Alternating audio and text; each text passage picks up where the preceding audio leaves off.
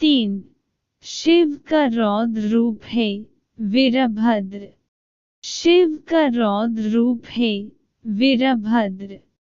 यह अवतार तब हुआ था जब ब्रह्म के पुत्र दक्ष ने यज्ञ का आयोजन किया, लेकिन भगवान शिव को उसमें नहीं बुलाया, जबकि दक्ष की पुत्री सती का विवाह शिव से हुआ था।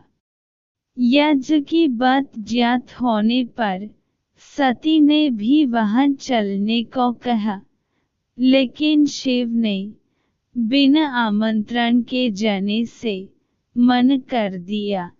फिर भी सती जिद कर अकेली ही वहां चली गई। अपने पिता के घर जब उन्होंने शिव का और स्वयं का अपमान अनुभव किया, तो उन्हें क्रोध भी हुआ और उन्होंने यज्ञवेदी में कूदकर अपनी देह त्याग दी। जब भगवान शिव को यह पता हुआ, तो उन्होंने क्रोध में अपने सिर से एक जटा उखड़ी और उसे रोषपूर्वक पर्वत के ऊपर पटक दिया। उस जट के पूर्व भाग से महाभयंकर वीरभद्र प्रकट हुए। शास्त्रों में भी इसका उल्लेख है। क्रुद्ध सुदष्टस्फुट सधूर्जटिर्जटन् तडिद्भ्लेष्टोग्ररोचेशम् उत्कृत्य रुद्र सहसोत्थितो हसन् गम्भीरनदो विससर्ज तं भुवि ततो तेकैस्तनुवस्पृशन् दिवम्।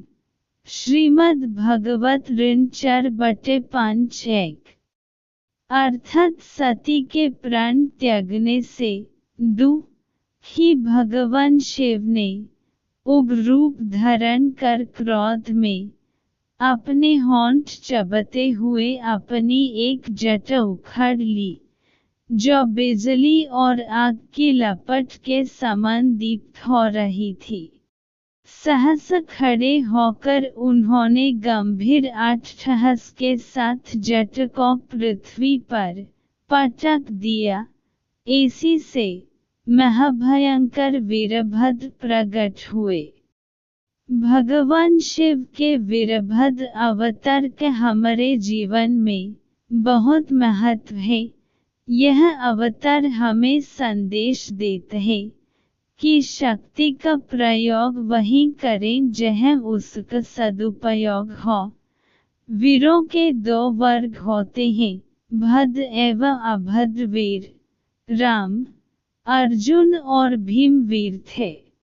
रावण, दुर्योधन और कर्ण भी वीर थे, लेकिन पहला भद्र सभ्य वीर वर्ग और दूसरा अभद्र असभ्य वीर वर्ग है।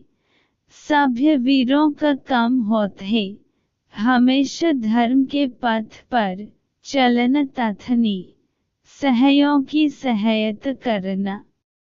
वही असभ्य वीर वर्ग सदैव अधर्म के मार्ग पर चलते हैं तथा शक्तों को परेशान करते हैं। भद्र का अर्थ होता है कल्याणकारी। वीरता के साथ भद्रता की अनिवार्यता इस अवतार से प्रतिपादित होती है।